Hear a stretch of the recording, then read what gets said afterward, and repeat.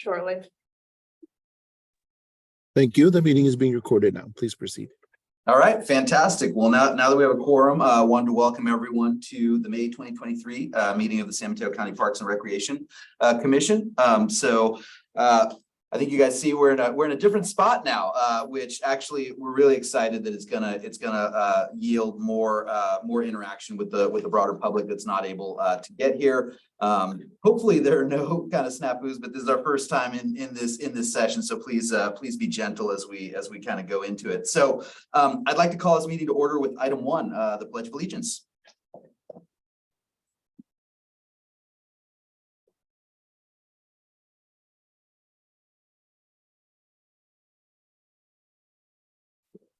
I pledge allegiance to the flag of the United States of America and to the republic for which it stands, one nation, under God, indivisible, with liberty and justice for all. All right, thank you. We'll move on to item 2, roll call. Anna, are you going to be taking roll? All right, great. Commissioner Pellet. Here. Commissioner Manna. Present. Chair Laguna. Here. All present. Great. Fantastic. All right, let's move on to item number 3, which is public comment. So this is an opportunity for individuals to address items that are not on the agenda. And Hannah, are you going to be reading the public participation instructions? Would you please do so? Spoken public comment will be accepted during the meeting in person or remotely through Zoom at the option of the speaker. Public comments via Zoom will be taken first, followed by speakers in person. For speakers in Zoom, please raise your hand if you would like to speak, and you'll be called upon and given permission to unmute your microphone.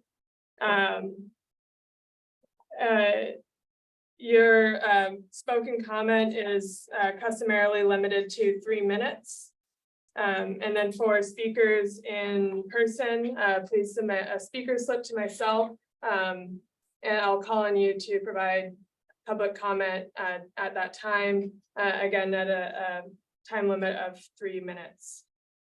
And I also have some written comment that was received that I'll be able to read for that item as well. Fantastic.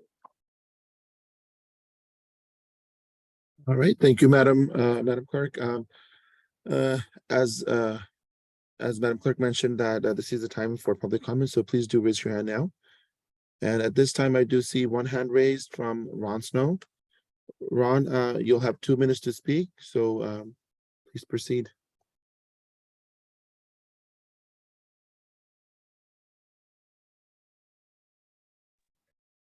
There you go.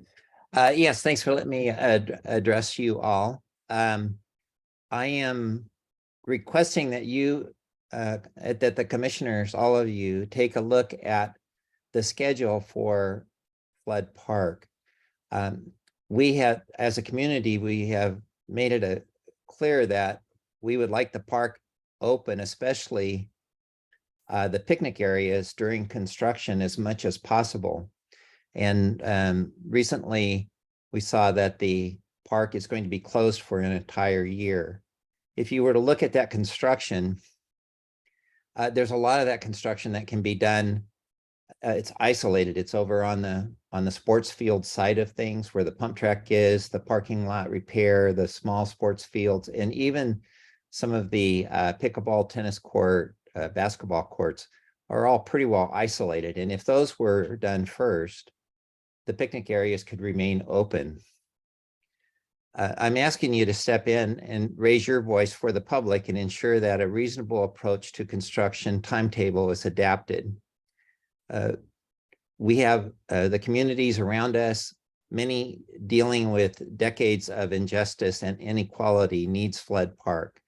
I think each of us recognize that taking no initiative to favor the public use during this park construction is a mistake. Closing the park isn't necessary, as I said. And I'm running out of time. So if you could just take a reasonable approach at the construction, get involved as commissioners. I think one of the things that is most important is that this park serve the public, and it can do so if a reasonable approach to construction timetables are done. Thank you.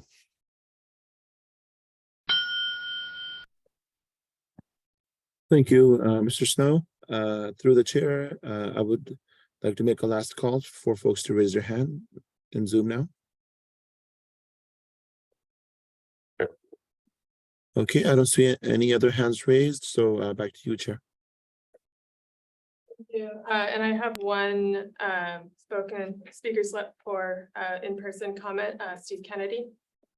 You stand next to you. Thank you. I appeared at your last meeting. I'd like to again request that this item be placed on the agenda for the June meeting. And I'd like you all to do your homework and be aware of State Fish and Game Law 13103A, which states expenditures from the Fish and Wildlife Propagation Fund may be made only for the following purposes: a public education related to the scientific principles of fish and wildlife conservation, consisting of supervised formal instruction carried out pursuant to a planned curriculum and aids to education such as literature, audio and video recordings, training models, and nature study facilities. There's also B, C, D, E, F, G, H, I, and J, and K, and ditto. So I also wanted to inform you guys that we've revised our budget. It's a little bit schizophrenic. I know you guys don't like to pay for labor. Creating a video is almost all skilled labor. As a matter of fact, I received written support, a letter of interest from 3 business managers at IBEW Locals, and they like to see projects they support paying union scale wages, so that in the actresses and the talents corner, they would have Screen Actors Guild wages paid to them. So obviously, $5,000 that I'm asking for won't buy a lot of time in that half-hour video, but you guys are the as the first, you'll have first crack at the script. I invite your comments and criticisms. It's already been updated once. As a matter of fact, that's why there is an elementary school version, because the intermediate school version was a little bit too snarky, so it was modified. Please, at the June meeting, place this item on the agenda, read the elementary school version of the script, look at the letters of interest on the endorsements page, including the one from the Half Moon Bay Schools Administrator, Jesus Contreras. So thank you for your time, gentlemen. I look forward to appearing in front of you at the June meeting.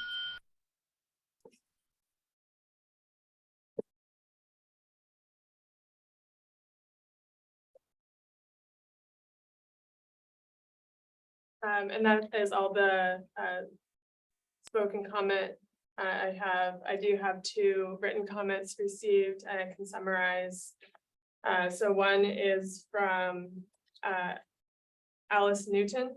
And so she sent an email regarding Flood Park and had 2 primary comments, concern of tree protection that might be put in place during the project to ensure that heavy equipment use is not detrimental to tree roots, and also to relocate picnic areas where they're likely to have the least disturbance to tree roots. She also had comment about the design of the picnic tables, that some of the images shown at the last meeting had longer benches, and it would be more difficult for an older person to climb over that style of bench and sit at the table. And so wanted to ask about the design of that table in terms of accessibility. The other written comment I have is from Marianne Newer. She also is writing about Flood Park, and she had 2 primary comments as well. One regarding the new picnic tables, and the amount of pavement that is shown around the picnic tables, and also that it was asked if it was a plan to refurbish the existing tables or to replace them.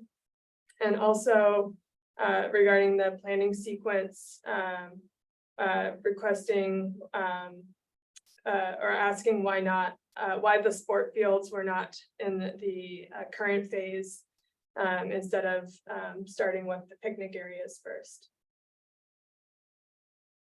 And that's a summary of the 2 written comments I received. Great. Thank you, Hannah.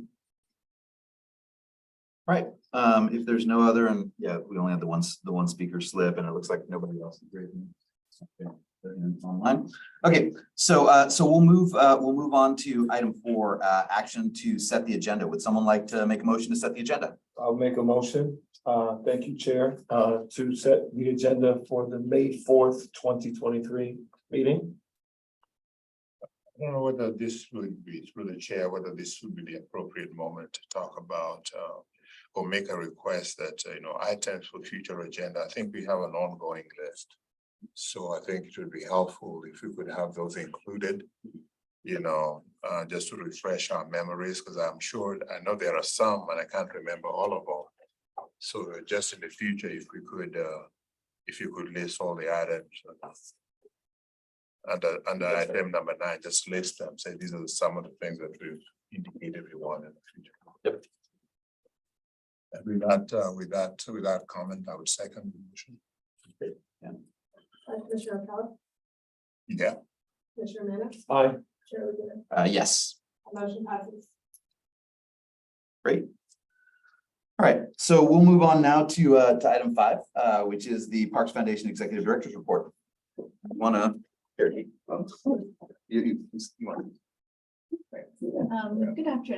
Good afternoon, everyone. My name is Michelle Beasley. I am the Executive Director of the San Mateo Park Foundation. I missed seeing you guys last month. So happy to be here in person.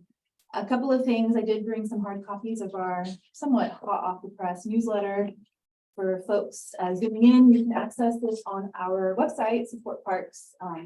You can access our newsletter, and there's a nice thread that shows a lot of the storm damage, especially where our office is at Coyote Point. So encourage everyone to check that out. There's a lot of interesting milestones happening this year.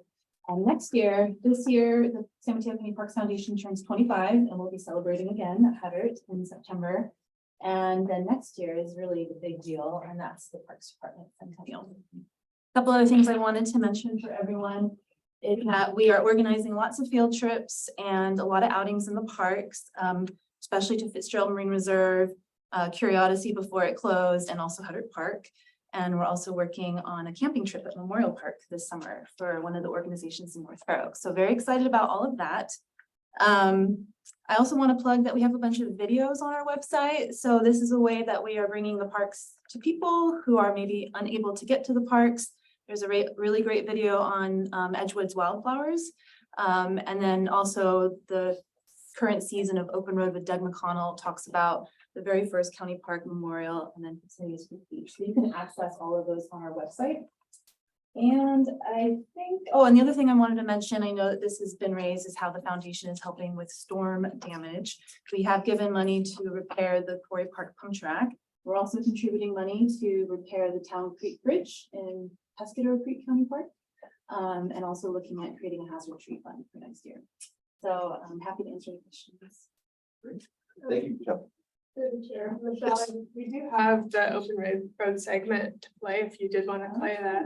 Has it not been played for folks? We weren't able to get to it last month. It's a good time. It's really, is it 7 minutes? I think it's a really heartwarming thing to watch. Yeah. Great. Vicky, can you play that? Yeah, sure. I'll play that right now.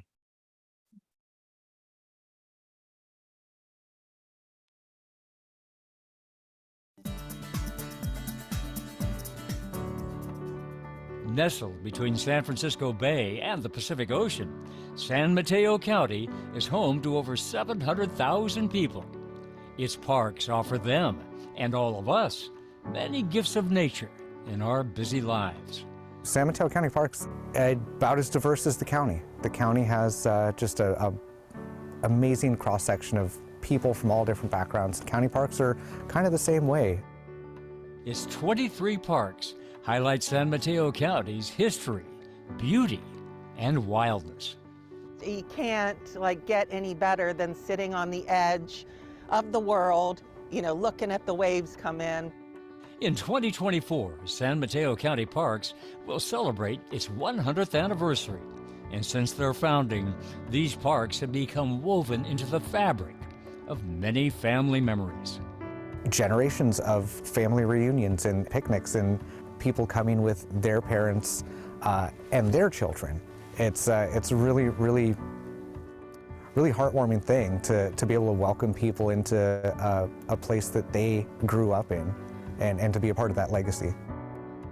That legacy has grown over the years to include popular and diverse parks like San Bruno Mountain, Coyote Point, and Devil's Slide, and will soon include a brand new coastal gem. Just a rare opportunity in San Mateo County, on the entire coast of California, for a brand new publicly accessible mile-long beach. But the very first park in the system has a big birthday coming up, and there's a lot to celebrate. In 1924, at a time of intense logging, local leaders recognized a special grove of trees along Pescadero Creek and created Memorial County Park to preserve them. Quiet during the winter, this hushed forest will be brimming with families come summer. They've been a home away from home for people since their inception.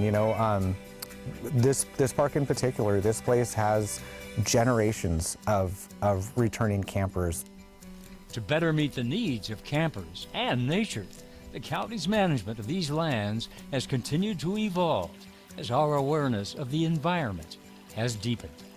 We used to dam the creek here at Memorial Park and make it an amazing swimming hole that a lot of people enjoyed. A lot of people made great memories in that swimming hole, but it wasn't the most environmentally responsible way to manage. So that's no longer something that we do. From the first park, we traveled down the watershed and along dramatic coastal bluffs to where the county's newest park is now being born. It's one of the places along the San Mateo coast where you can come and, relax and enjoy yourself and feel this kind of remote sense of beauty. Tunitas Creek Beach, a secluded slice of coast that has been private for decades, will soon be open to the public, becoming the county's 24th park and the only one with recreational beach access. The first time I got to actually go on the site, I was blown away by the scale when you get to the beach of just how big the property is, how long the beach is, how tall those cliffs are. It's breathtaking. This gorgeous mile-long beach with its towering cliffs and uncommon geological features was a clear candidate for public open space. And a partnership between the California Coastal Conservancy, the San Mateo County Parks Department, and the Peninsula Open Space Trust, also known as POST, came together to purchase this land and open it to the public. It was really just an incredible opportunity to build a new beach park. And so POST eventually acquired 60 acres of bluff just south of Tunitas Creek in November of 2017. And one of the first things that we did was enter into an agreement with county parks so that they could begin daily ranger patrols. And that has really transformed the situation from an environmental standpoint and from a public safety standpoint. The county purchased the land from POST with grant money provided by the Coastal Conservancy and began cleaning it up with the help of many local volunteers, allowing nature to heal and threatened species here to thrive again. The beach itself is habitat for snowy plovers, a threatened species, so they're nesting here on the beach. The creek that flows into the ocean here at Tunitas supports steelhead trout and red-legged frogs. Making space for these vulnerable animals and we visitors is the goal of the newly developed plan for the site, a low-impact vision which will include an outdoor classroom and access for all. Proud that we're going to be ADA accessible from the parking area all the way to the mid-bluff features, which is where we would be able to do any programming. Anybody, all abilities can get down to the mid-bluff and enjoy the site. And given the terrain that we have to traverse and the length of the path to get to those accessible standards, we're going to be putting in a lot of rest stops and seating areas and overlooks along the way to really enjoy the view. People have been admiring these views for millennia, and this new park is an opportunity to learn about and acknowledge the first stewards of this land, the Native Ohlone people. Long before Post, County Parks, Coastal Conservancy, this place was a seasonal Ohlone village. It's part of just the really rich history that we hope to interpret here, and we have a land acknowledgement plaque planned for the upper bluff so that people, right as they get out and encounter the place, they understand that this was a really important place for the indigenous people and that it remains so today. With this new park, San Mateo County is looking ahead to its next 100 years and far beyond, and how to best serve these places and the people who will visit them. We're looking at how people use parks, who uses parks, and trying to continuously be better about opening the doors for everybody and removing barriers, whatever they may be. Come here, sit on the beach, enjoy life, enjoy the Pacific Ocean, enjoy the view of the cliffs, get away from the stresses in our lives, and enjoy what nature has to offer.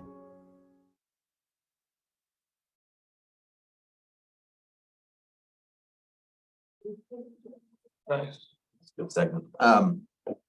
Okay, I guess before we move off of item 5, I guess I'd like to see if the commissioners have any questions or feedback or anything for Michelle.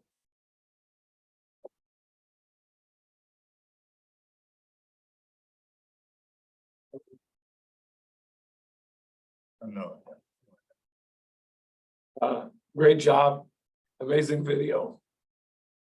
Hope we can partake and grow even more. Fantastic. All right, so maybe we can open up for public comment. Yeah, so do you want to open up for public comment on Zoom?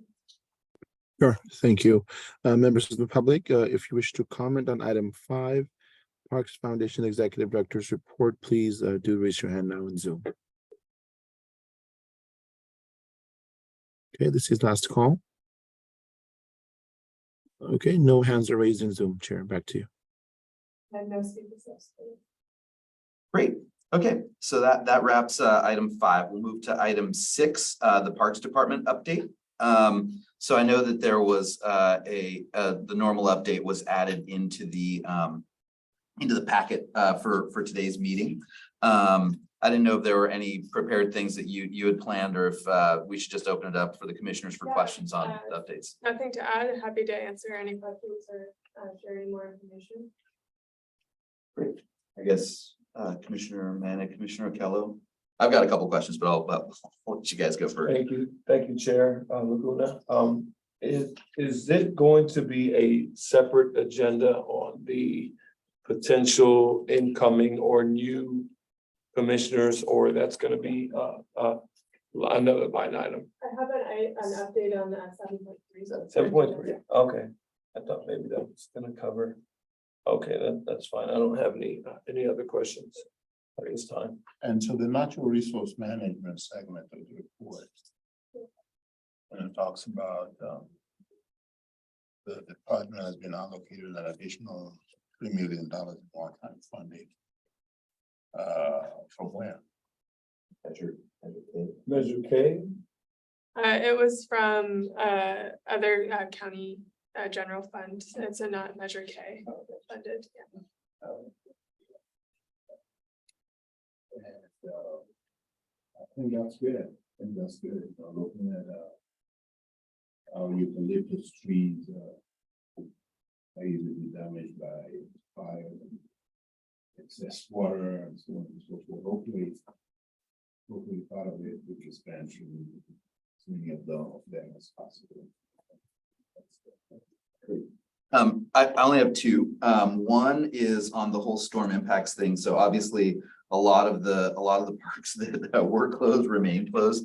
I don't know if there were any like specific updates or like big changes in terms of timetables or anything that you'd like to highlight, just for primarily for the general public, but I'm interested too. Yeah, let me see.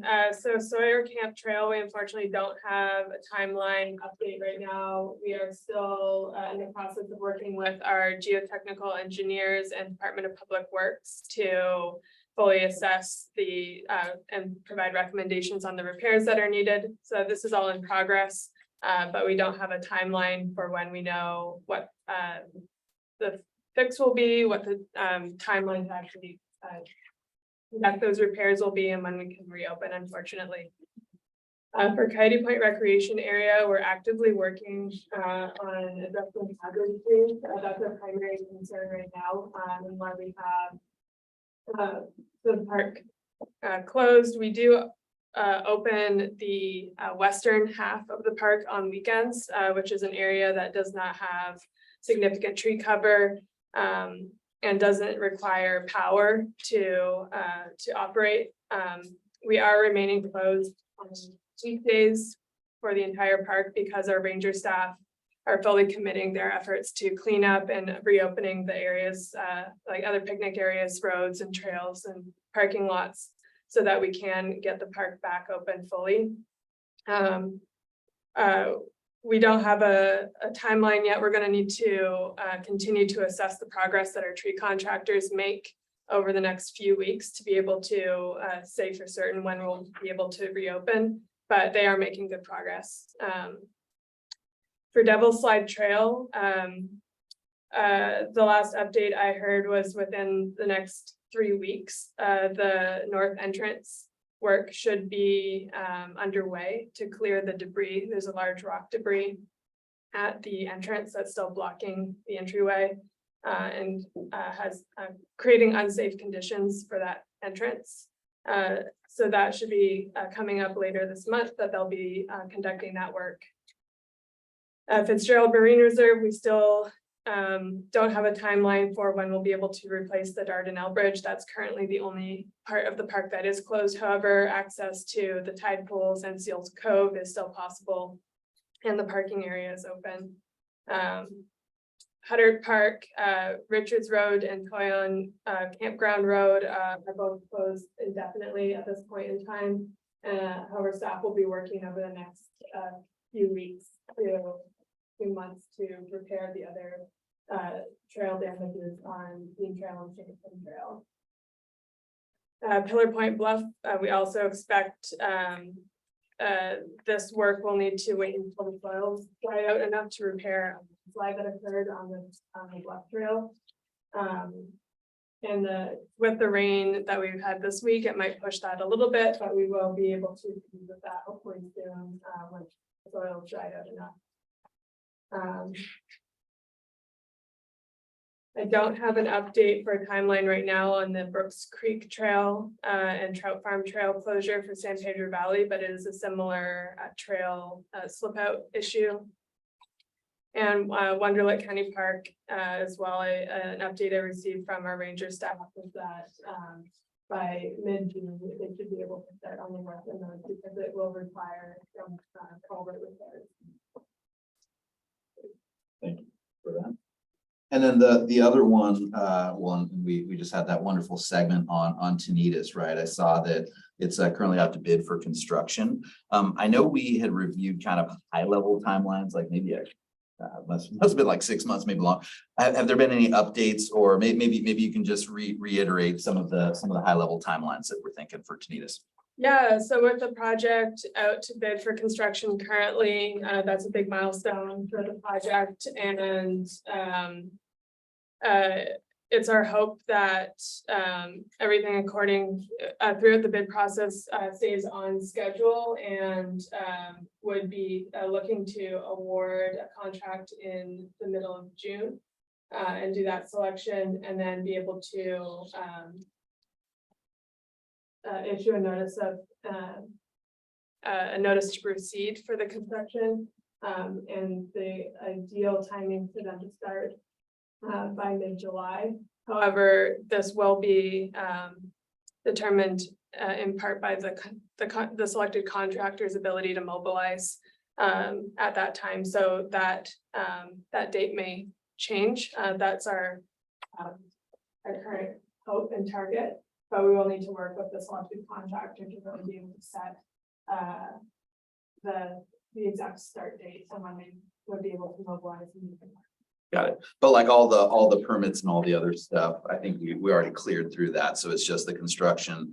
And is it like a 2024? Yeah, we depending on how construction goes this summer and fall, we would be most likely looking at a 2024 opening. Cool. Awesome. A lot of people are probably waiting for that.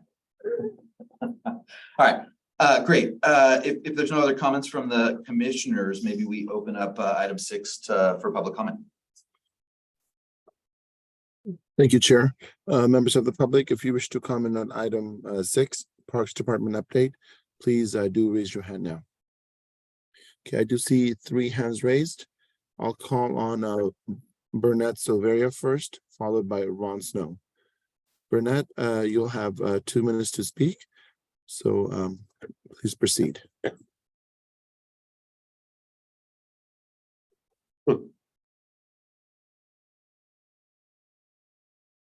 Burnett, please unmute your mic. Okay, thank you. In Sure. discussing the March storms, not discussed in the department update was the need to sandbag the entrance to Quarry Park again to divert park runoff down an additional residential street, that street being Columbus and El Granada. I believe that incident should have been included in the update. Thank you. Thank you, Mr. Silveria. Next is Ron Snow, followed by Fran Pollard. Ron, you'll have 2 minutes, so please proceed. Yeah, I just observing the aspect that a majority of the storms, or I guess the storm damage has impacted the parks countywide. And looking at this list and looking at the closures and looking at the impact on the public, I just once again wish you commissioners would get involved with looking at a timetable or inserting yourselves into the timetable at Flood Park. There's absolutely no place for the public to go on the bay side of county for picnic areas and recreational areas, with Flood Park being closed. And so I'm not opposed to any of the construction that's going on, except that it shouldn't be scheduled at the prime time. I mean, just look at the construction and see if there's a way that some of the construction can be occurring while the public's still using that park. I'm sorry, I'm repeating myself here, but it's such an important thing, especially in light of this report that shows so much of the county parks accessibility is closed. So thank you. Thank you, Mr. Snow. At this time, I'll make a last call for folks to raise their hand. Okay, our last comment on Zoom will be by Fran Pollard. Fran, you'll have 2 minutes, so please proceed.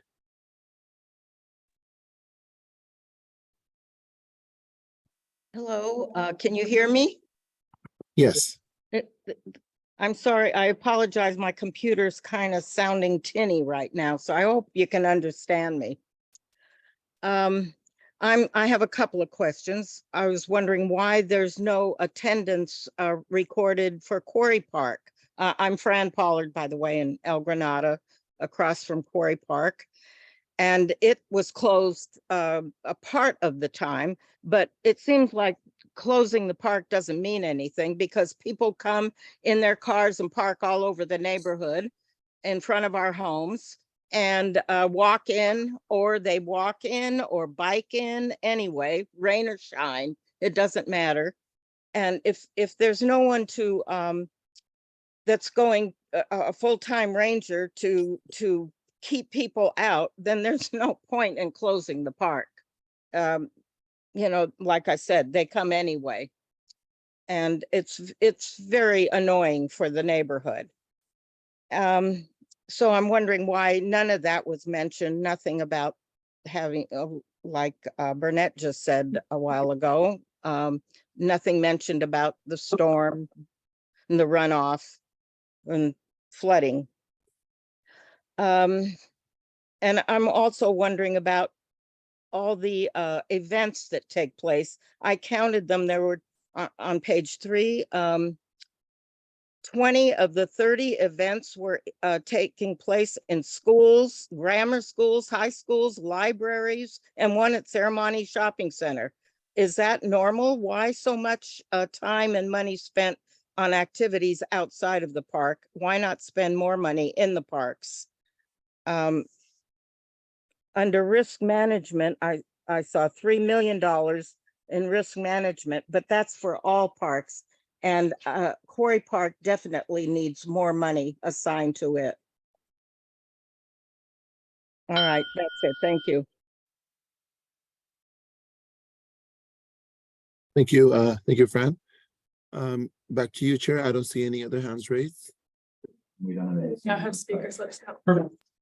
Okay, we'll move on to item 7, which is our regular agenda. So we have a couple of points that we want to go through today. A couple as follow-ups from last month's meeting around some of the subcommittees and other suggestions that I believe Director Calderon had. Also, there's going to be an update on some of the commissioner vacancies. I think there's been some movement, so really good. I mean, I love the fact that we've got the core right here, but also would love to have more representation from the other districts as well. So I think we'll do an update on that. And then there is going to be one informational presentation on some of the parks wildfire fuel management projects. I know it's been a while since we got a chance to get the full update. So I believe Hannah, you're going to be putting. So okay, that's gonna be fantastic as well.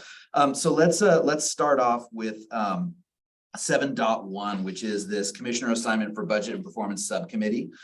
So if I remember correctly, and Hannah, you keep me honest on this one, this came at kind of the tail end of our last meeting where we were talking a little bit about the budget and making sure that we had the right scrutiny from a commission standpoint. And I think there was a recommendation from Director Calderon, once again, keep me honest here, to potentially put together a subcommittee to be able to review the budget prior to the broader, I guess, communication with the Board of Supervisors, which I believe is coming up.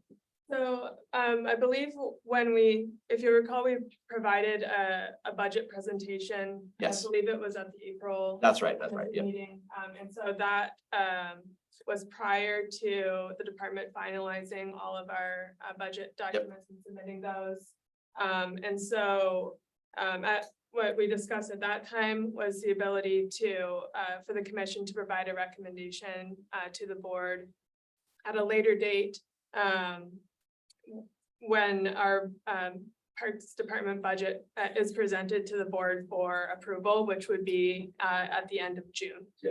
And so the item 7.1 would be to essentially fill a subcommittee with another commissioner and provide that ability for that subcommittee to further review the full budget documents and bring a recommendation back to the commission for consideration for a recommendation to the board. Got it. And then currently we do have a budget and performance subcommittee, which used to be Commissioner Green and Commissioner Akello, but now it's just Commissioner Akello. So is the recommendation that we take one of the other 2 remaining commissioners and have somebody be added to that particular subcommittee?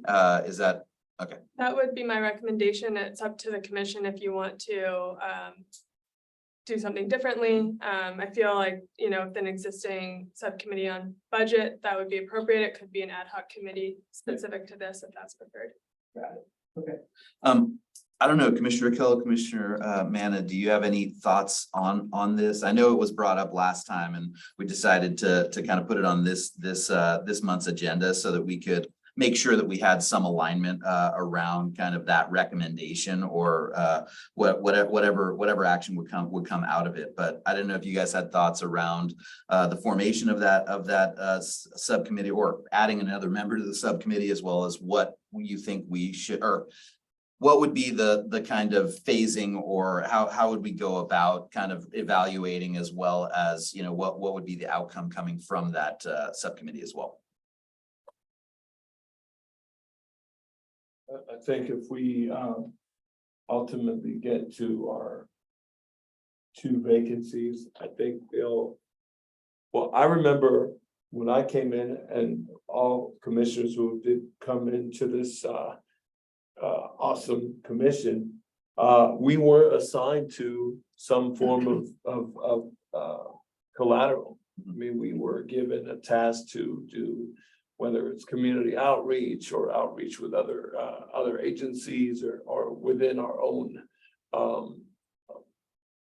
projects that we were tasked to look after for the entire calendar year. Granted, we weren't we're meeting every other month, so it was a little bit more challenging, but I would say once in hopes that when we do get the 2 new commissioners, they should be tasked with something. Got it.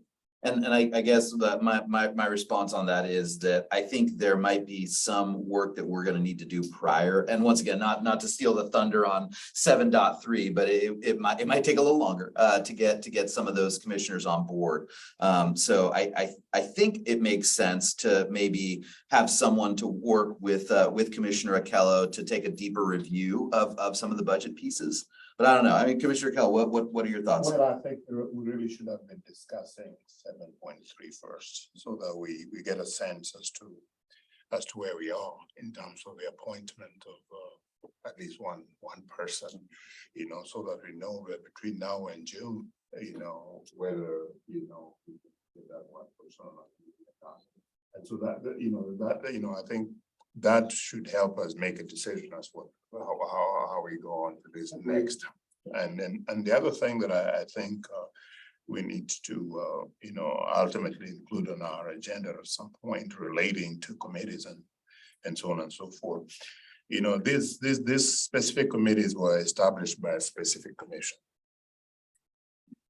Two of the members were now no longer the commission, part of the commission. So whether we get one person or 2 persons in the next couple of weeks, the commission has changed. So we need to revisit, you know, whether we want to keep all of these committees, combine them, you know, sort of reconfigure them and so on and so forth. And so for me, it makes sense for one additional person to join this particular committee, particularly given the deadline that we have. But I would like to at least get some information about what's the update on vacancies. As anybody being designated? Is somebody gonna be sworn in? You know, what is the situation? What are we dealing with?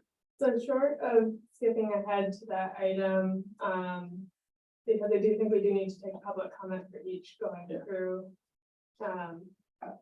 I think it's fine for you to briefly comment on it now. We can continue with it later. Everyone will get a chance to comment on that item. Okay. So there hasn't been an appointment made for either vacancy at this time. It is in progress, and I can give more about the timeline, but I wouldn't anticipate both vacancies being filled before June. It's possible that one commissioner may be available to participate in the June meeting. However, part of the intent with also sharing all of the budget materials in the agenda was so that it is available. If in the chance we do have a new commissioner join in June, that information will be available for them to review and become up to speed with and participate in a discussion with the commission. If a subcommittee meets and prepares a recommendation for that discussion, then they would at least have some of that additional background. And same with all of the commissioners who aren't on that subcommittee, still have that information about the full budget that's provided in the agenda packet.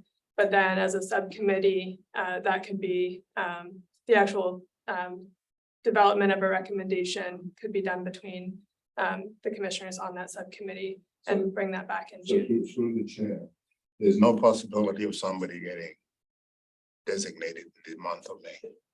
Well, Oh, this is they would have the to be same- sworn in. Yeah, they'd have to be sworn in, I believe, in the meeting, right?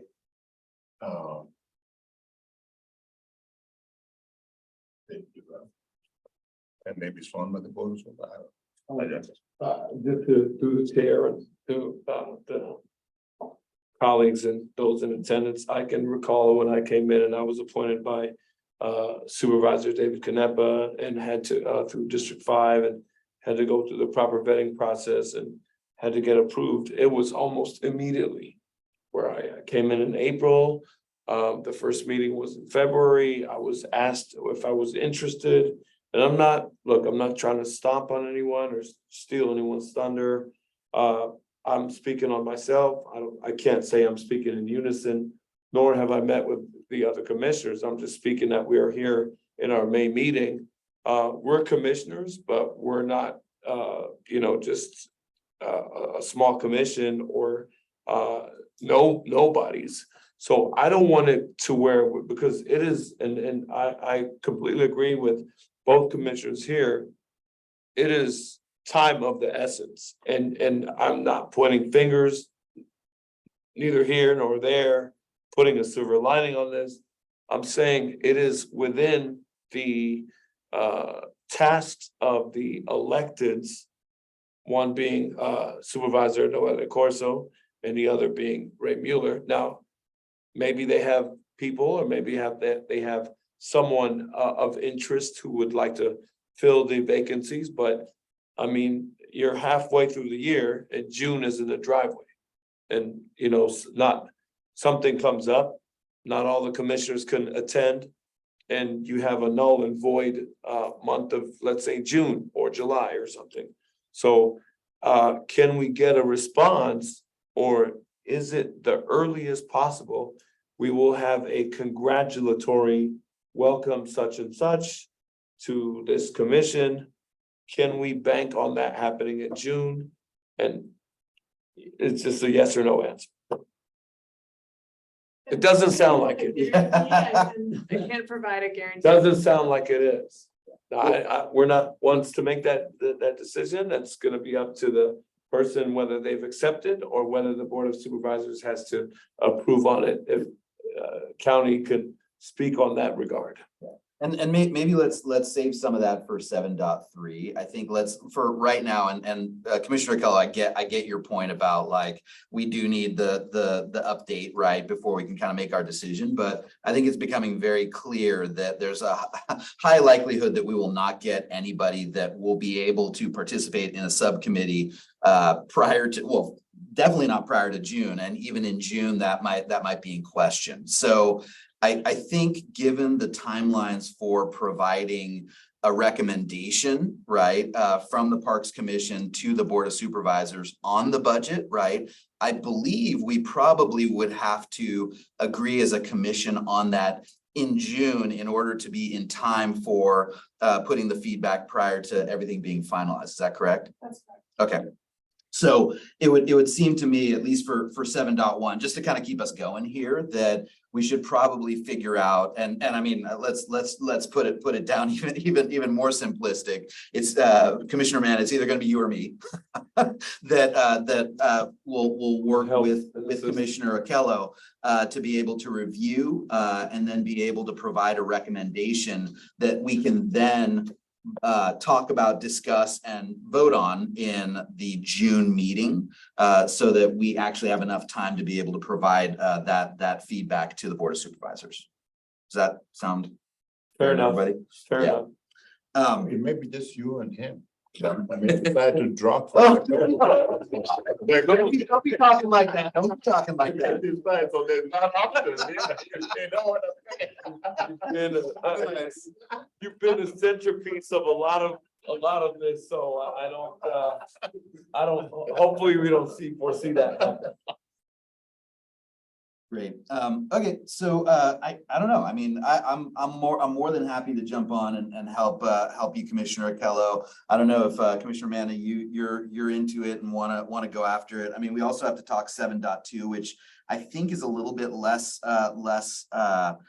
time bound. I mean, it's something that's important, right? But it's a little bit less time bound. But I don't know kind of whether and maybe there's a question for you, Commissioner Manna, like whether you have a passion or want to be able to be part of that budget and performance subcommittee, or because like I can go ahead and do it as well. That's perfectly fine by me. But I don't know if you want to go through and work with Commissioner Akello, or yeah, how you want to do it. I can take the responsibility of 7.2, and I think that's something that, since being on the commission for nearly 7 years, I think that's one of the important part is transparency and visibility. All right.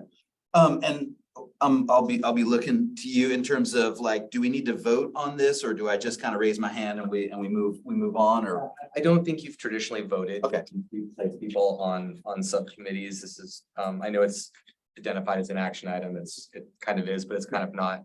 And I guess, to be clear, one of your options here is to not do anything. Yeah. I think the idea, right, was you would have a subcommittee that would, as you've said, really kind of pull, roll up their sleeves and work on this over the next month. Yes. In order to, I guess, make that June discussion that you'll have more efficient and effective. Yeah.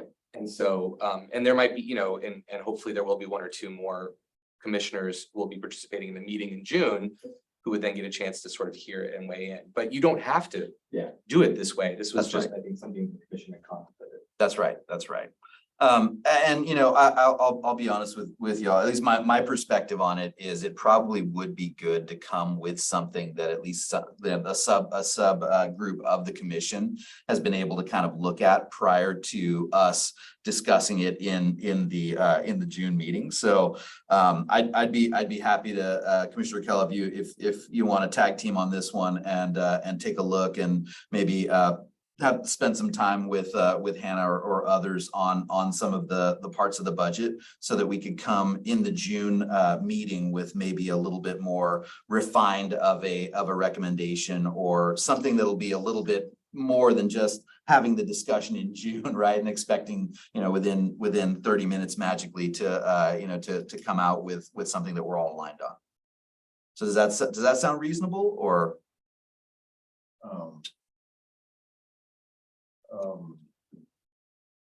For now, I guess.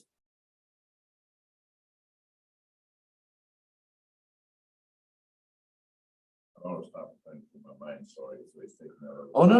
It's Take your time. It's taking a little time for me to line it up. Transfer it to my lips here. I think that sounds reasonable. So if anyone, is willing to be part of the budget and performance, subcommittee, and willing to work between now and our June meeting, that's something that's, should certainly happen. And hopefully, the subcommittee is gonna be clear as to what our role is in this. In other words, we don't wanna, at least for me, don't wanna, sort of give a recommendation to the Board of Supervisors that's slightly different from what the department is providing. So between now and then, whatever differences that we may have, they can be worked out so that, we can provide a supportive comment to the board that, we have talked about this, and without even highlighting the differences, we can say we solidly, recommend that we go on with it. So let's work together. Yeah, let's do it. Let's do it. And with the Parks Department as well, And with the right? Parks Yeah, I Department. think we'll have to do a couple rounds with them as well. So if you're into it, I'm into it, and let's, cool. All right. Okay, so I think from the commissioner standpoint, I think we dealt with 7.1. Maybe we open it up for public comment, see what everyone has to say. Thank you, Mr. Chair. County Attorney, since, the board discussed 7.1, 7.2, 7.3, should we take comment from all three of them or just separately? Oh, I think Suki, we can do 7.1 and 7.2 together. Let's do 7.3. Okay. Separate item. Okay, got it. Through the chair, members of the public, if you wish to comment on item 7.1 and Am I correct? 7.2. Am I correct? I'm sorry. Did we do? no, either way, yeah. I'm correct that Commissioner Manna is on for the. Oh, for seven, yeah, for 7.2 is what I'm. There's still one vacant. Yeah, we- spot on that subject. Yeah, we need to. All right, let's Suki, I'm sorry, let's just 7.1 right now, please. Okay, sounds good. So members of the public, if you wish to comment on item 7.1, please do raise your hand now on Zoom. Okay, I don't see any hands raised, so back to you. No speakers left? Great. All right. So now let's go to 7.2. So I believe this one, and once again, I'm gonna lean on you, Hannah, for a little bit of context. I believe was related to the first discussion point, but it was making sure that we were not necessarily just even the commissioner assignment. It was making sure that we could use that transparency and visibility subcommittee to be able to unearth more information about and I forget exactly which line item, whether it was the budget or whether it was for something else. I don't know. Do you Yeah, I remember? can provide Yeah. some bit more background. So at the April meeting, the last meeting, when we discussed the commission secretary position and the meeting minutes, there was a suggestion at that time that a subcommittee could form to be able to discuss in more detail with the department ways in which we can improve transparency and documentation Across the board, and things okay. like that for the commission. And so it would be an opportunity for the subcommittee to be able to have more communication with the department to resolve that discussion. Got it. And then bring that back to the commission. Okay. And I would love, yeah. I think Commissioner Green was extremely instrumental. Yes. In establishing this subcommittee, because from our perspective, she felt that, the public was not getting the requisite information, prior to all of our meetings. And, she wanted to make sure that the department was extremely not even responsive, not as what's the word? Would provide as much information as possible to the public prior to our meetings, and would be visible, to the general public. There was a sense that she felt that we were not as visible as we should be. No, and there's been plenty of public comment to say so. Yeah, and we are not seeing videos. Not being as transparent as we can't be and so on and so forth. And so she was, she was really spearheading. Actually, both of those two committees, because even the budget, she had a lot of experience in making budgets. Yep. So she was passionate about getting engaged in budget formulation and performance performance quote unquote evaluation and so on and so forth. And so to make this discussion brief, I'd be willing to join Commissioner Manet on this committee, so that we can keep pushing this thing forward. I mean, my take on it is, yeah, I mean, if you're willing to do it, I think case closed, but what I was gonna say is that obviously it's a little bit less it's obviously important, right? But it has less time dependency than the 7.1 item, but anything that we can do to try to be able to kind of build that out, especially given, our conversation last time about the changing of the bylaws and doing all that stuff for the secretary, which I don't think we were all on board with. I think this might be a great way to be able to provide some of that extra transparency as we move forward. So, and especially through the chair again, yeah. These budget documents, the public needs to have the same information that we got, so they know exactly, where things are and what direction specifically the department and the commission are agreeing on where we're going to expend resources. Why? So that's right. Yeah. So I'll be willing to join my colleague here, so that we can move this thing forward. Great. Any other comments, Commissioner Manning? All right. So it sounds like we sewed that one up as well. All right, maybe we open up 7.2 for public comment now. Thank you, Mr. Chair. Members of the public, if you wish to comment on item 7.2, please do raise your hand now in Zoom. Okay, before I call on the speaker, let me just make a last call as well. Okay, I see one hand raised. Fran Pollard, you'll have 2 minutes to speak.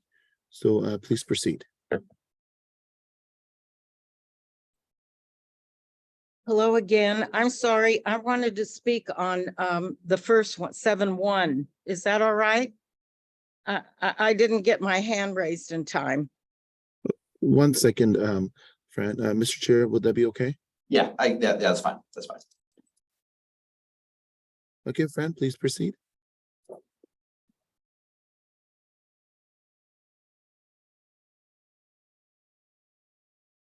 Fran, you're on mute. Can you unmute yourself? I'm sorry. I thought I did unmute. There we go. Okay. All right. Thank you again. I'm wondering, how do you decide how much money to spend in each park?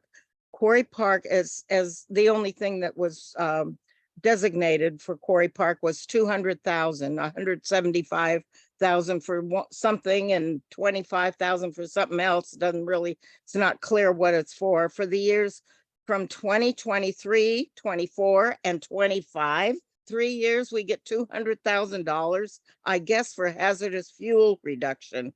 I'm guessing, but we need millions, we've been told, just to clear some of the trees, and all that's always concentrated on are the trees in the park. When we those of us that live alongside the park, right across the street from the park, and have towering 100-foot tall and more tall trees that tower over our homes, and we're all worried now not only of fire, but now the flooding can cause all this trees to fall, and we've been begging for those to be removed, and we keep that keeps getting put off, and as if it's not important. That's more important than anything, I think. If that's those are the trees that threaten our community and our homes, and I wish you'd move up the date to do that. I don't understand why Flood Park and Menlo Park gets 26 million and we get 200,000. That's ridiculous. I think you could take maybe a couple million from there and cut the trees that threaten our community and our homes. And the other thing was under trust fund. I didn't know we could donate it to individual parks. I've always given to parks in general. I'm wondering, where does it say we can donate to individual parks, and how do we do that? Thank you. Great. Thank you, Fran. I don't see any other hands raised, so Madam Clerk, back to you if you have any comments from the floor. No speakers, that's for this. Okay, great. So we'll move on to 7.3, update on commissioner vacancies. And I know we talked a little bit about this, but yeah, I would love to get kind of the latest and greatest in terms of both of the open commissioner spots. Yes. Okay. So for the District 2 commissioner position, that was advertised.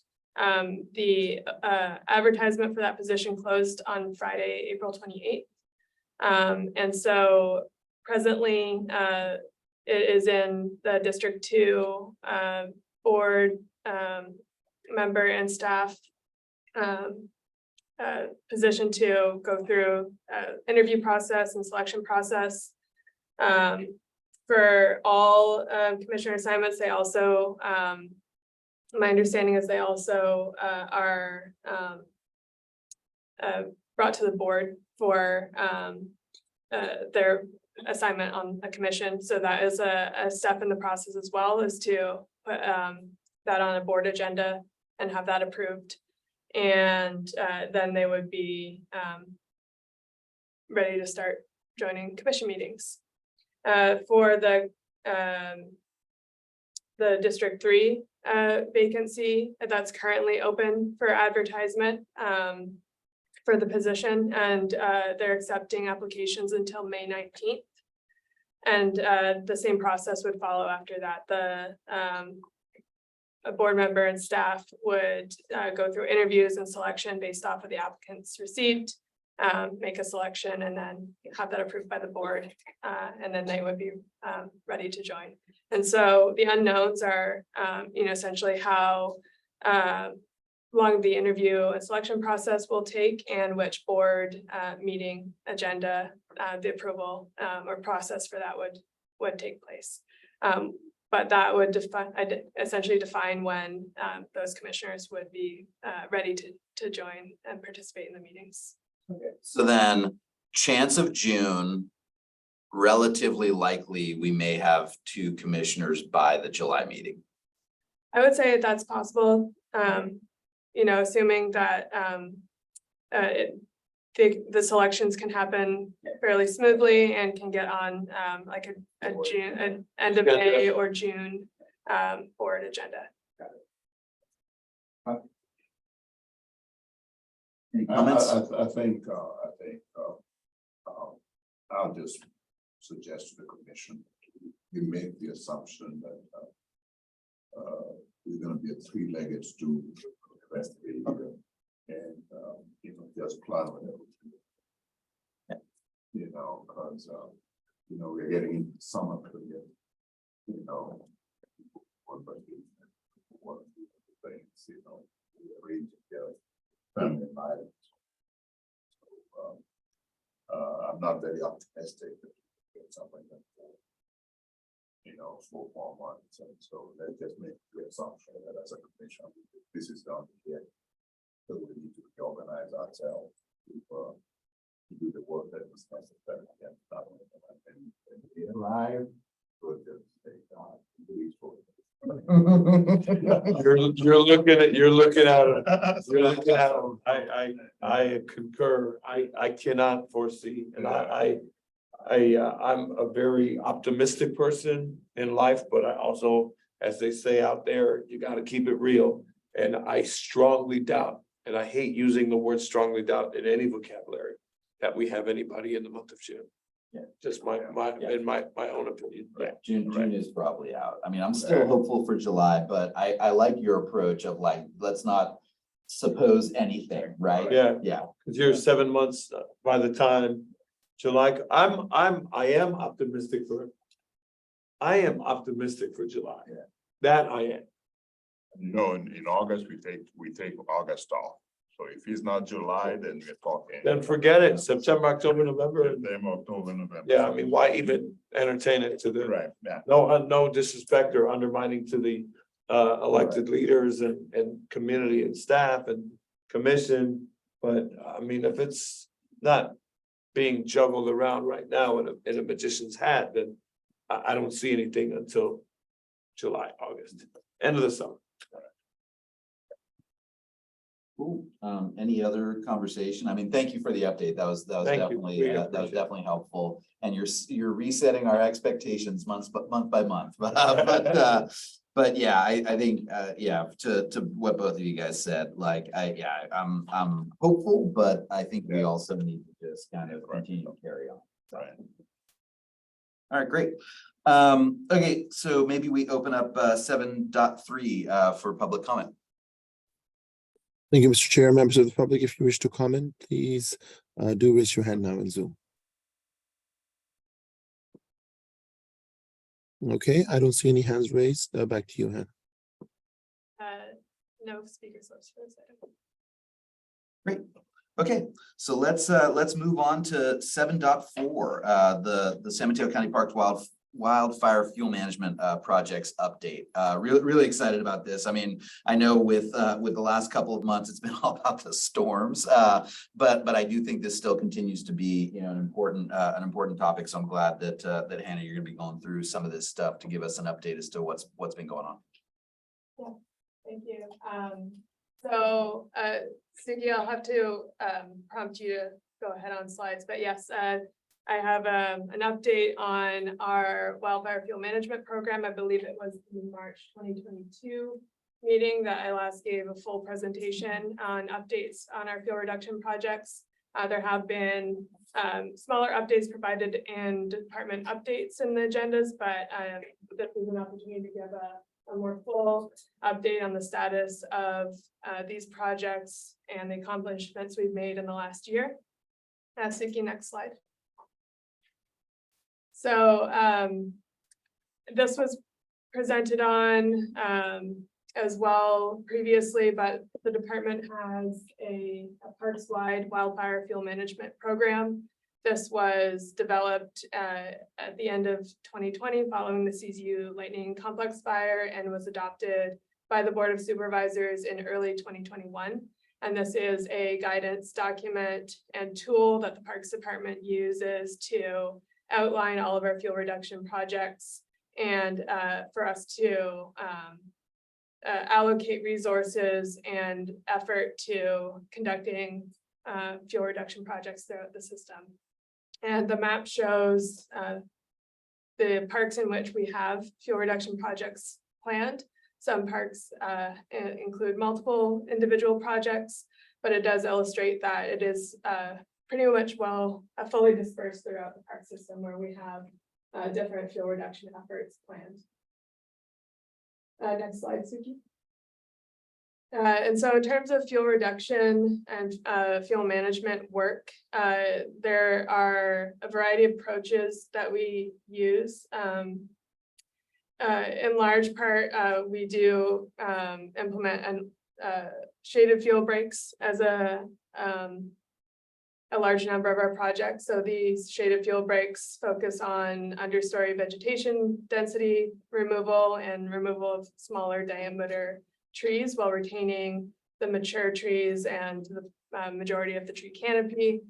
In some strategic and select locations, we do what we call non-shaded fuel breaks or more standard fuel breaks in which the full tree canopy is removed and then we allow for other vegetation to naturally regenerate.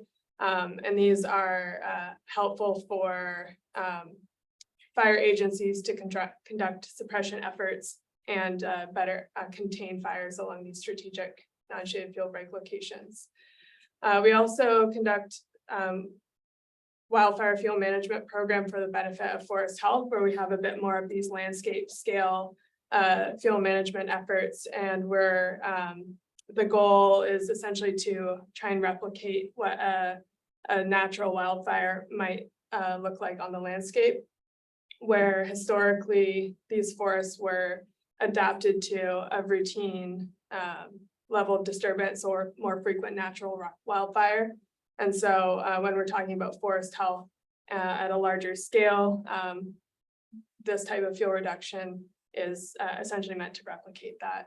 Overall, fuel reduction is meant to accomplish a reduction in that hazardous fuel load to break up the vertical and horizontal continuity of fuels, slow the rate of spread of wildfire, and improve the ability for fire suppression to occur within our parks. And we also prioritize maintaining and enhancing evacuation and access for residents, but also for emergency and fire personnel to be able to respond to fires. And I don't know if you're going to get to it. So if you have it later on, I would love to kind of understand how with the latest storms and the removal of all the tree, like how does that intersect with kind of, because I know in some cases it probably works well, but in some cases maybe the trees that came down were not the ones you're going to get rid of anyways. I'm just interested just to see how the intersection of those two efforts goes on. I don't know if you had it specifically or if you want to just comment on it or. I can actually show when we talk about Quarry Park, that's one where there's definite overlap in the two. Okay. And I can show how that looks on the map. That is Cool. That's on the slide. Great. And then on the right, the image is essentially a visual diagram of how a shaded fuel break looks. Next slide. And so again, kind of touching on the forest health aspect as well, and what we consider these multi benefits of doing fuel reduction, not just for the benefit of wildfire risk reduction or public safety, but the ecological benefits from conducting this type of work.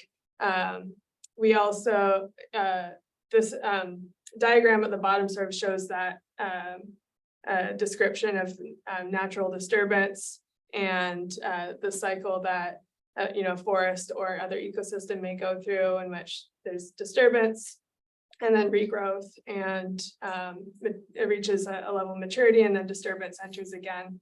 And then other benefits we have from conducting fuel reduction is pest and pathogen control. We have a lot of our forests impacted by sudden oak death.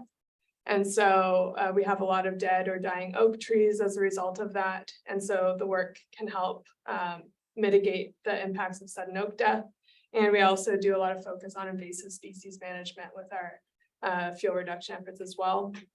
And with a changing climate, we also just take into consideration the future risks that wildfire may pose to our park ecosystems, and work to preserve that ecological function so that they are more resilient in the face of future climate change. Next slide.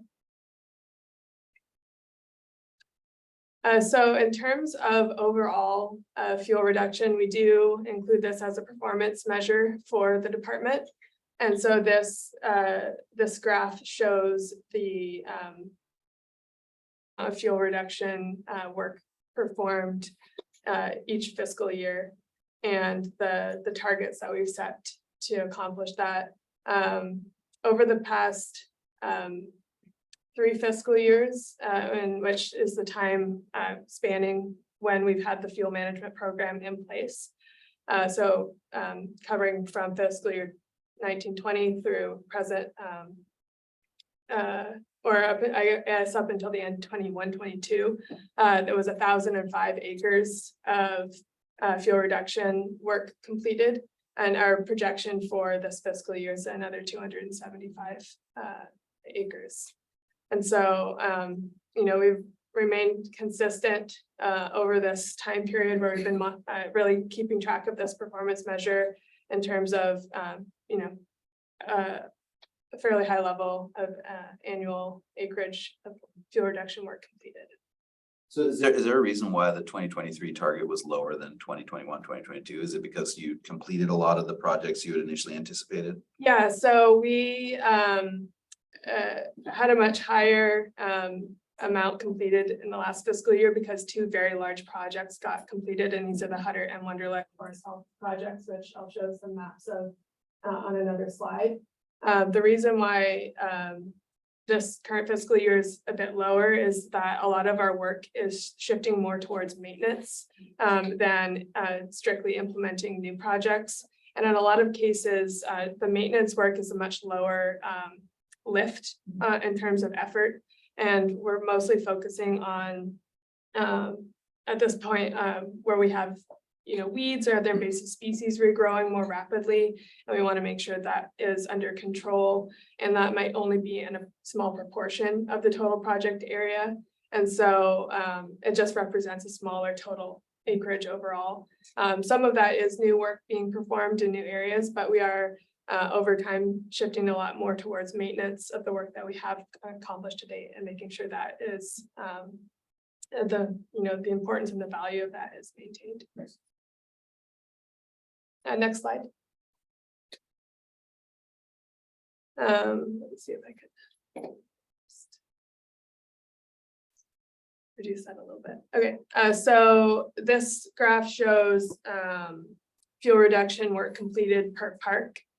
And the green shows the amount of new treatment implemented since I'm using 2020 as the start.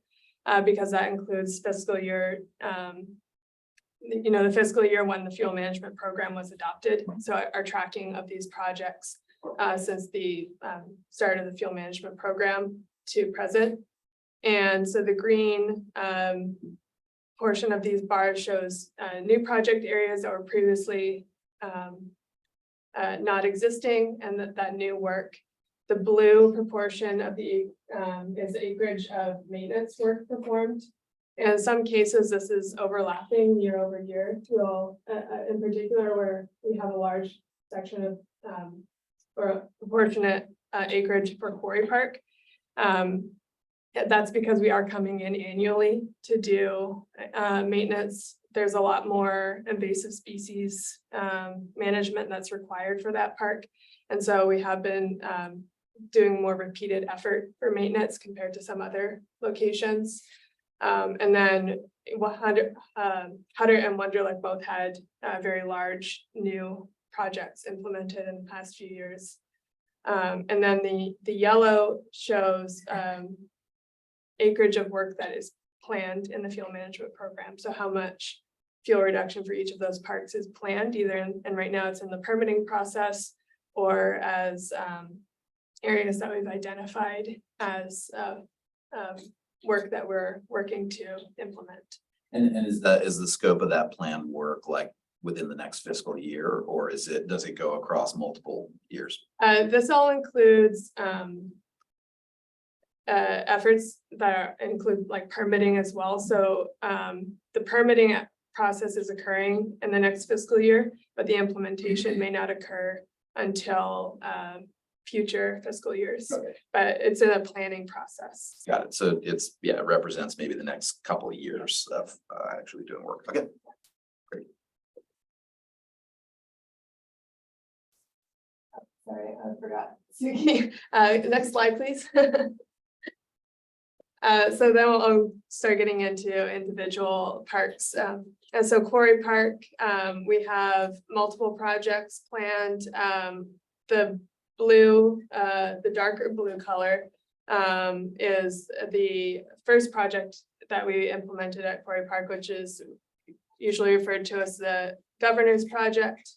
That's where a lot of ongoing maintenance work still occurs.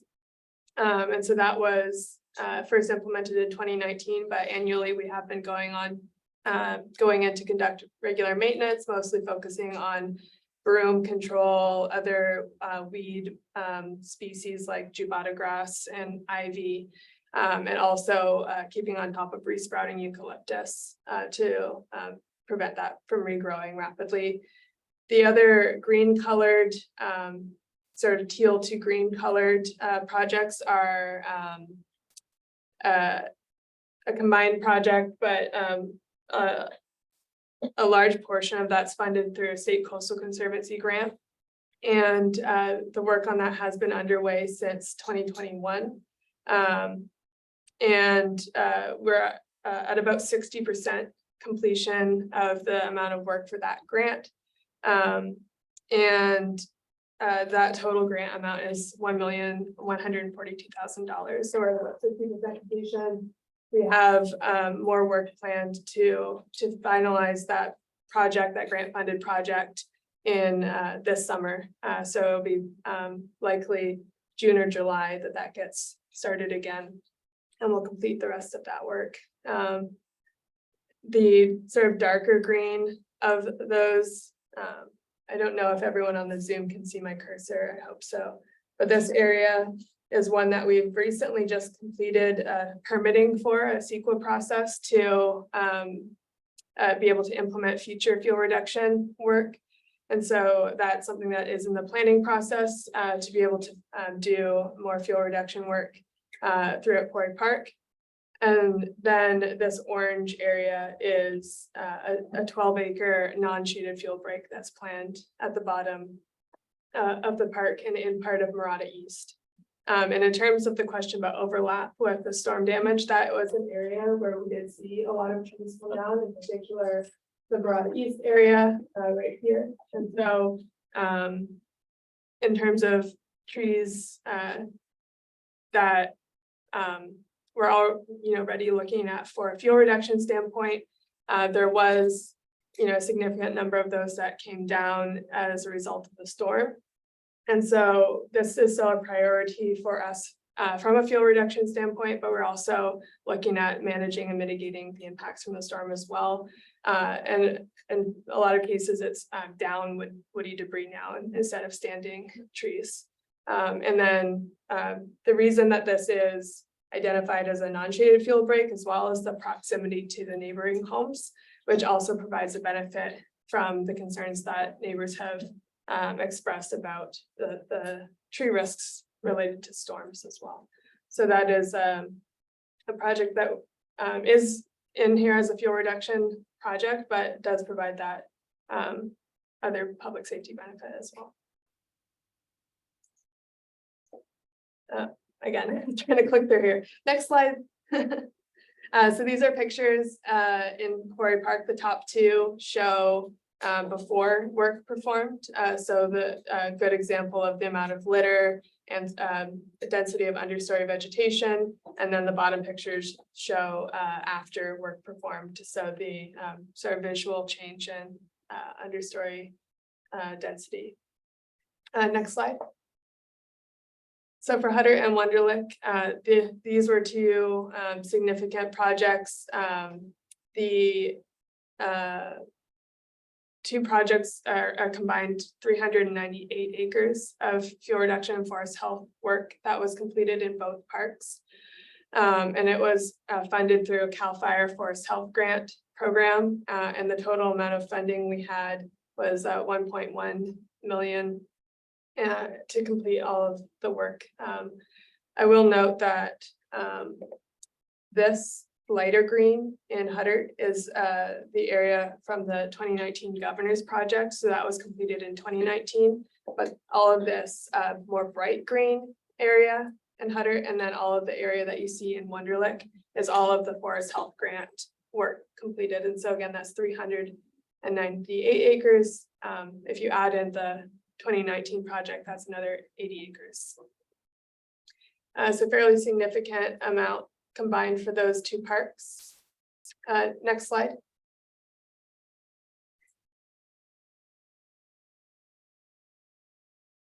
Suki, next slide. Thank you. So this again is a picture showing the before and after this is in Hutter Park. And you can see just how much of their material on the understory was like sort of dead vegetation or trees that were in stunted growth. And so we retained larger diameter trees, nice healthy patches of manzanita.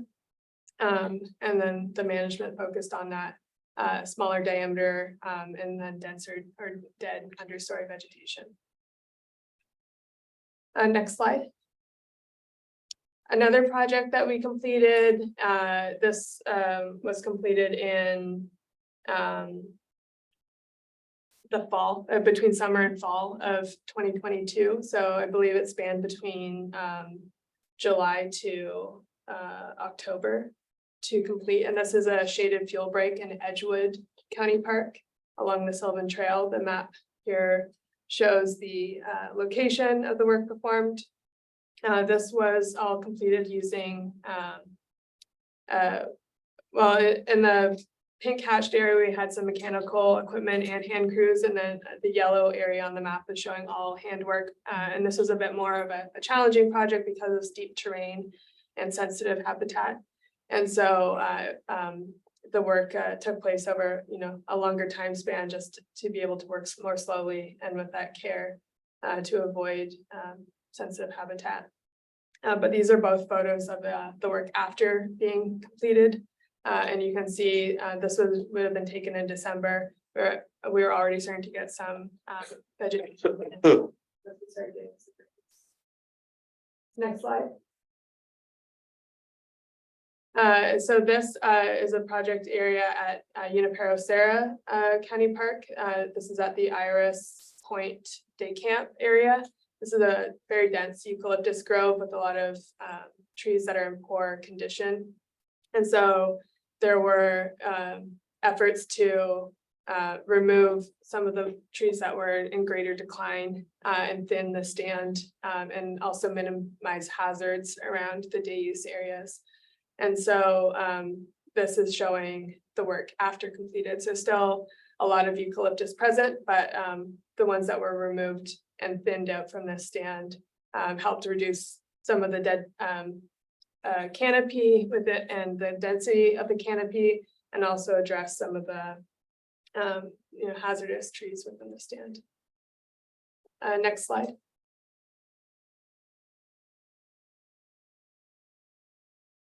Next slide, Suki. Thanks. And this is San Bernardino Mountain. I believe, this was likely shared in the last update, but just to highlight this project again, this was completed in the fall of 2021, and it similarly to the Paracera Park, it was focusing on eucalyptus trees that were declining in health, had a lot of dead branches in the canopy, and helped reduce that canopy density and continuity of fuels in the top part of the canopy, and also reduce hazards from for the trail users as well. And it helps improve access for fire personnel as well, because this is a fairly critical access route that that is used for San Bernardino Mountain. Next slide.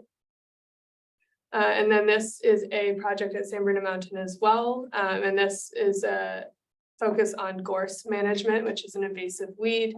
But we did have a fire that occurred in early 2020 that burned a large portion of this gorse, which is actually the part you can see in the background of the picture on the left.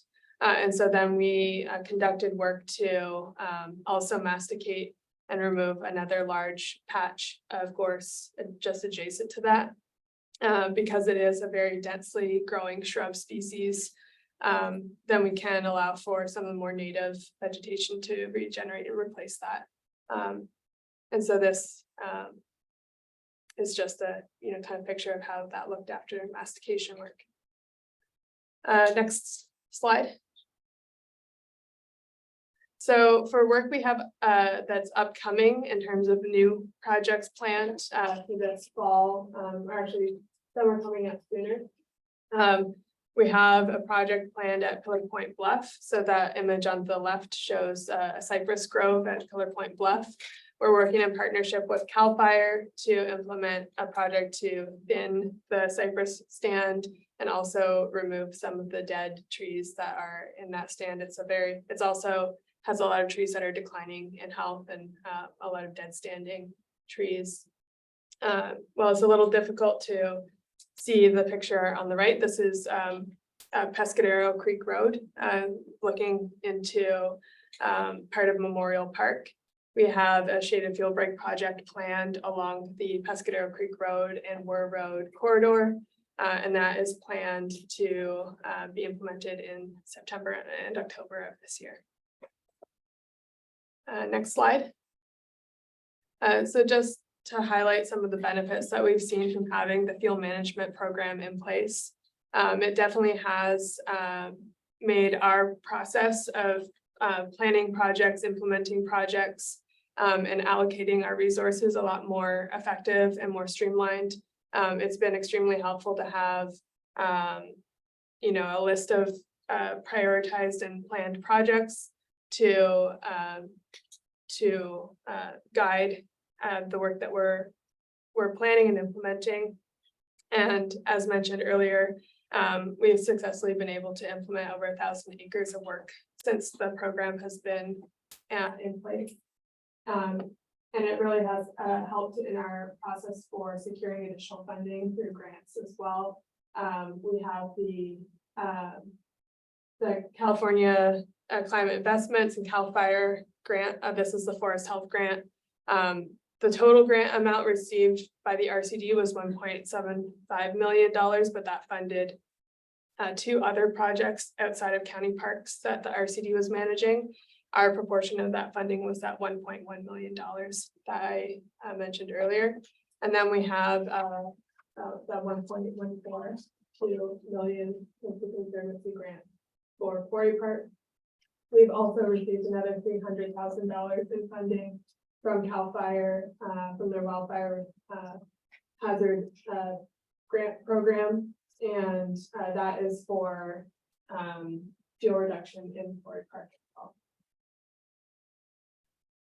Next slide. And that's all. Any more questions? I know there were some throughout. Ask, maybe I'll open up for the commissioners. So the 3 million that we talked about earlier is this additional funding, It is, general funding. so it is additional funding, but it's not specific to fuel reduction. That funding, the $3 million that was mentioned in the department update is for hazard tree reduction. And so there is Hazard tree. hazard tree mitigation. And so we'll be focusing heavily on reducing hazard tree risks in high use areas, picnic areas, parking lots. And so could you elaborate on what that hazard tree is? Yeah, so our arborist would be able to provide a much more detailed explanation of this, but essentially there's a process of doing an assessment for trees within the park to look for things like visual defects, signs of decline, signs of disease, or issues with their root system. So there's a series of different visual indicators you can look for in a tree that might indicate that it is in declining health, or if there are features of its canopy or its structure that indicate part of it may fail, either a limb or the tree in its entirety. So the process of identifying a hazard tree is looking for these types of visual characteristics of a tree and the likelihood that might result in part of the tree or all of the tree failing and creating a safety risk. So does that include doctoring the tree, bringing it back to that, or that wise resources? So We have not been, to my knowledge, had many efforts where we're trying to, actively, I would say, like modify a tree. We do pruning, which in a lot of cases will, maybe just address a limb or a portion of a tree that is at risk, and then the rest of the tree is perfectly healthy and it recovers. There's no longer a hazard associated with that tree by doing pruning. And so that's probably more in line with what you're thinking. When we have a tree where there's something more concerning with its entire structure or its root system, there may not be something that is possible to actually return it to like a healthier do we have condition. any, through the chair, do we have any heritage tree? A tree that may be so old that it's an attraction itself, like physical health. Is that something? We definitely have a lot of heritage trees throughout the park system, and the county does have heritage tree ordinances around protection and enhancement of heritage trees. However, there are certain exemptions to that if there is a very significant hazard posed by a heritage tree. It's definitely not our desire to see any impact to heritage trees. We do have ongoing assessments of the health and condition of heritage trees, especially when they are in high use areas. We're usually not looking at hazard trees in areas that are like looking for hazards with heritage trees or other trees in areas that aren't around places where public members of the public or visitors congregate.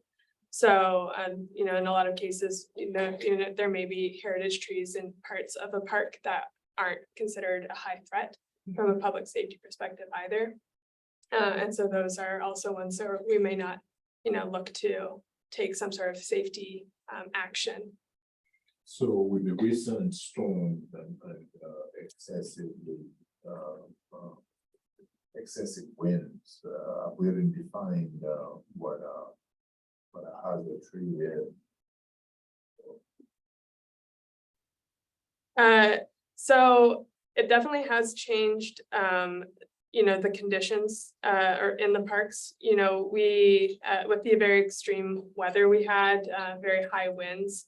And a lot of the trees that, did come down, included ones that we wouldn't have considered hazards prior to the weather, events. And so, that's something that we're going to be continuing to monitor for, is if there's going to be ongoing impact to the tree stands, or the trees themselves as a result of wind, or the impacts of the storms. So that's just something that we're going to have to continue to monitor for when we're looking for hazard trees. No, nothing. Very well explained. Yeah, thank you for walking us through that. That was actually really, really helpful. The only question I have, and hopefully it's a quick one, is obviously with the storms that have kind of come, I know a lot of folks are like, well, maybe why are we continuing to go down the fuel management or fuel reduction path? Are we expecting like a hot summer? I don't know if you guys have thought a little bit or have heard about what the expectations are. I mean, the fact that we're getting, significant rain in May probably tells me the story, but I'm not sure what you guys are expecting come the fall. It's really hard to say. I mean, we had, an extended period of drought, which, likely did contribute to, the severity of wildfires that we've experienced in the state. But, and this is really hard to try and predict how this year may play out. But I do know, following the rains we had in 2017, there was still a pretty significant fire season following that. So I wouldn't try and make any predictions on what we might expect. Cool. Great. All right, maybe let's open up 7.4 for public comment.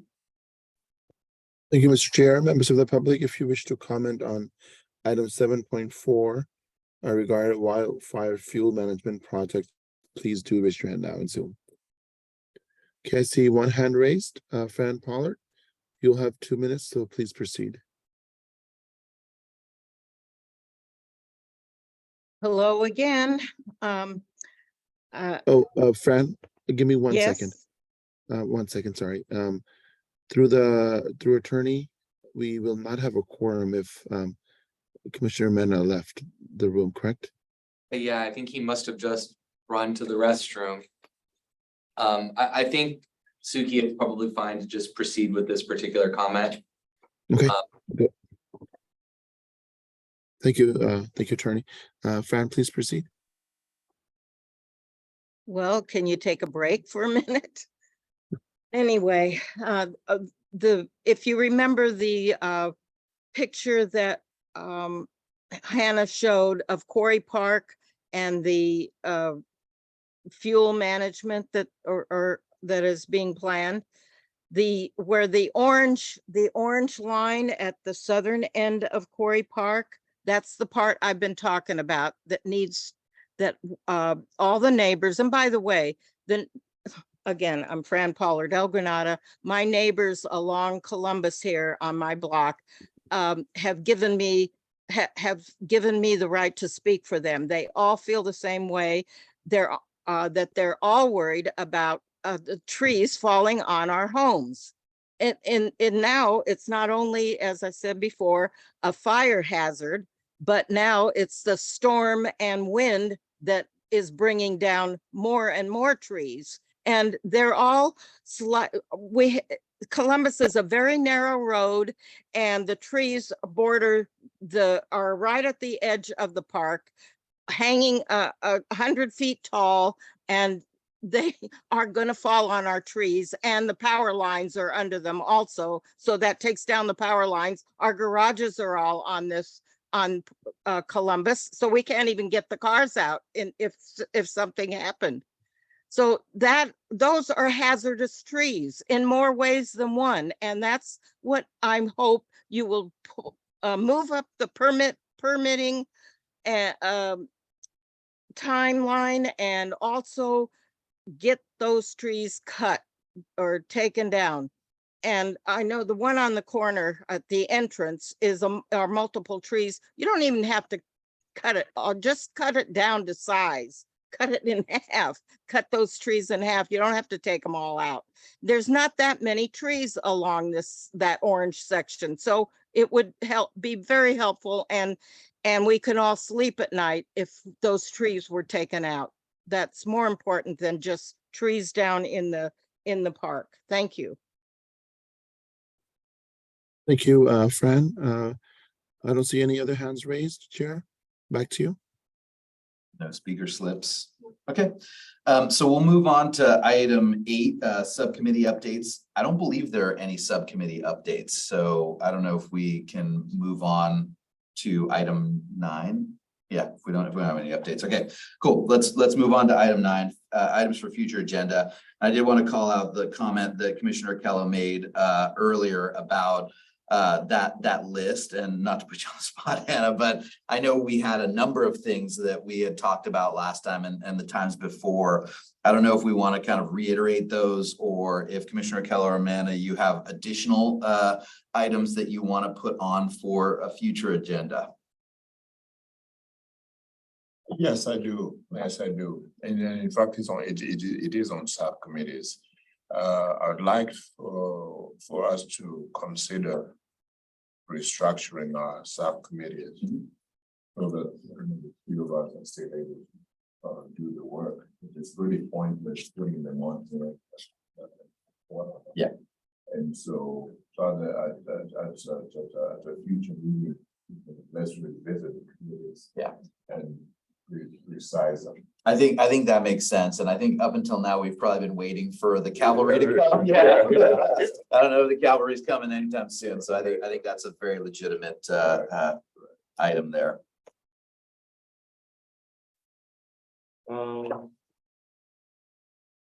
Step over anybody. Given that some of the parks, maybe we can put this on. This is maybe future agenda. Given that some of the parks are, in the process of beautification, getting retrofit, getting a serious, deep interior design, possibly having a offsite like Captain's House or Tanitas.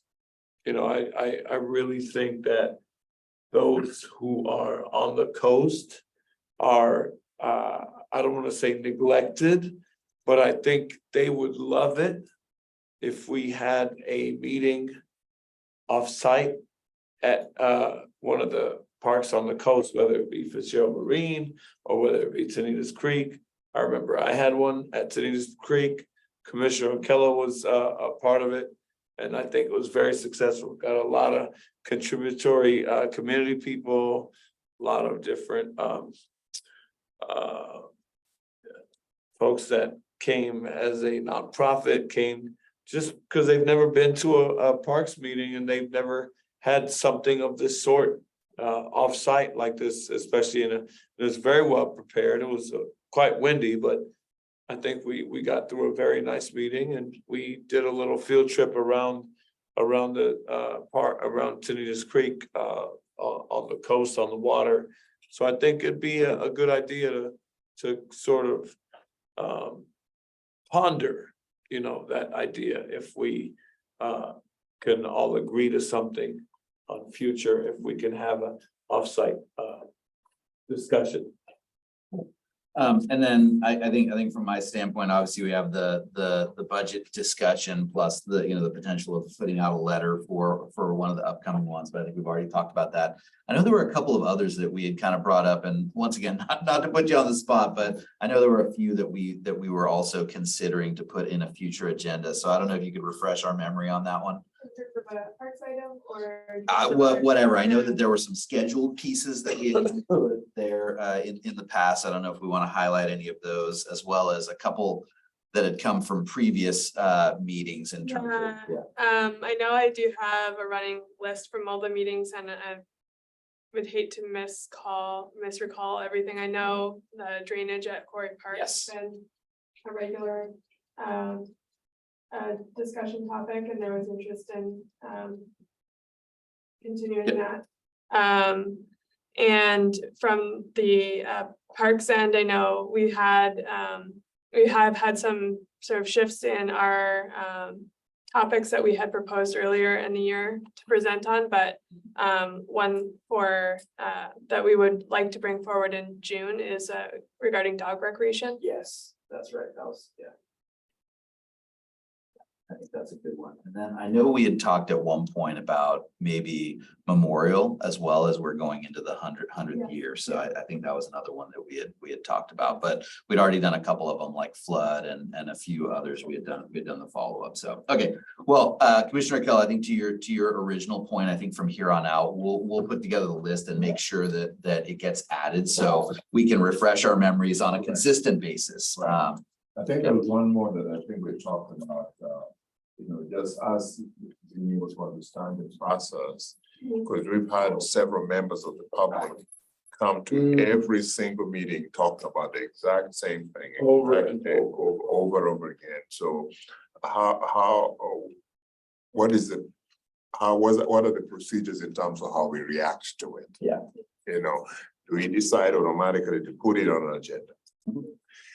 Do you anticipate the staff is gonna respond to it and somebody from staff is gonna call them and talk about their issue? Yeah. And if that does happen, should the commission get to know that, okay, this is what happened from a previous meeting, so and so called, complain about it, and this is how we dealt with it. Or this is how we propose dealing with it, so that we're not constantly,